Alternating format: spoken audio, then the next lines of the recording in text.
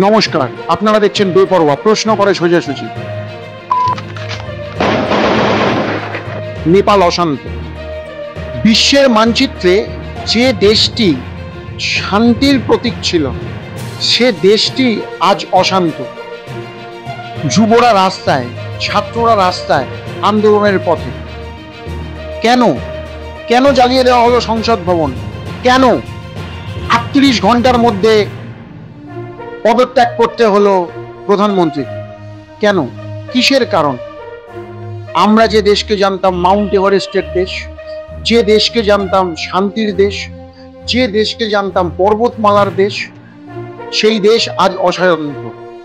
কেন? ঘটনার সূত্রপাত 4 সেপ্টেম্বরে। সেই 4 সেপ্টেম্বরে সরকার ঘোষণা করেন যে সোশ্যাল মিডিয়া ব্যান হবে। বেশ কিছু সোশ্যাল মিডিয়া, ফেসবুক, টুইটার, আরো অনেক কিছু। তখনই ছাত্র সমাজ প্রথমে শান্তিপূর্ণভাবে পথে নেমেছিলেন আন্দোলনে, কিন্তু সেই সারা বোধহয় সংসদ ভবন, প্রধানমন্ত্রীর কান অবধি পৌঁছাতে পারে।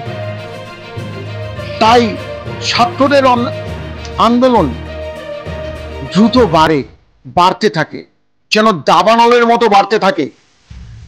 ছাত্ররা ক্ষোভে ফেটে পড়ে, যুবরা ক্ষোভে ফেটে পড়ে, দেশ অশান্ত হয়ে ওঠে, চারিদিকে আগুন জ্বলতে থাকে।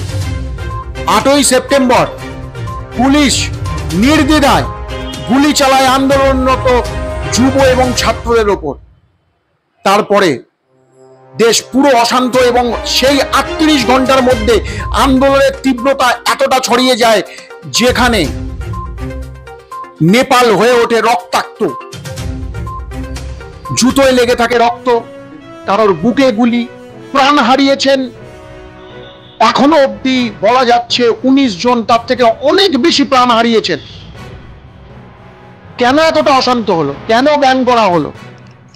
সবাই বলার চেষ্টা করছে নেতাদের ছেলেমেয়েরা অনেক বড়ভাবে থাকতে পারে, অনেক কিছু থাকতে পারে, তাহলে সাধারণ জীবনযাপনে কেন এই বাধা সৃষ্টি?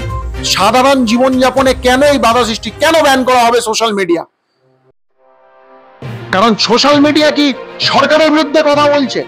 সোশ্যাল মিডিয়া কি মানুষের মধ্যে দ্রুত খবর ছড়িয়ে দিচ্ছে? সোশ্যাল মিডিয়া কি সত্য খবরগুলো বারবার ছড়িয়ে দিচ্ছে? মানুষ এখন ক্যামেরা চালাতে শিখেছে, মানুষ এখন ফোনে সব খবর দিতে শিখেছে।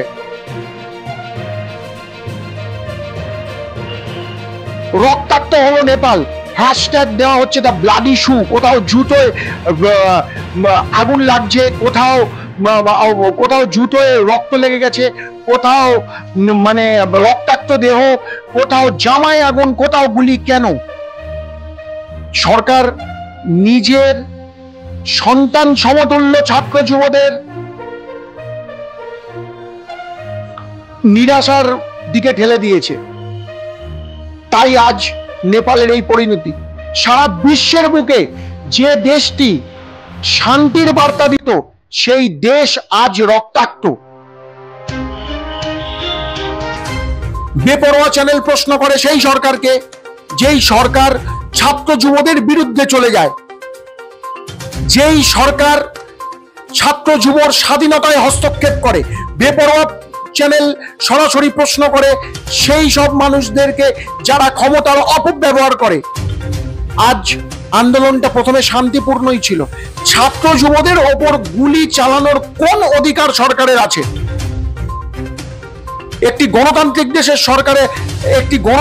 দেশের সরকারের সবসময় জানা উচিত যে আন্দোলন করা গণতান্ত্রিক অধিকার, তার জন্য রক্তক্ষয় হবে না।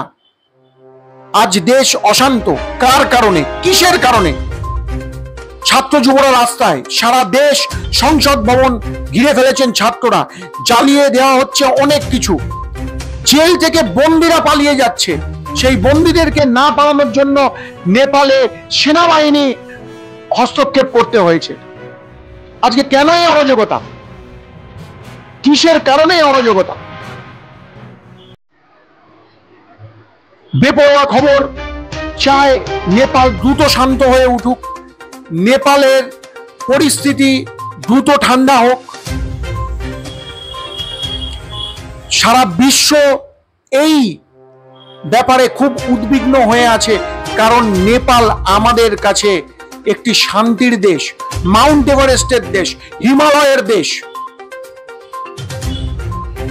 তাই দ্রুত শান্তি ফিরুক নেপালে, এই আশায় বেপরোয়া খবর করে।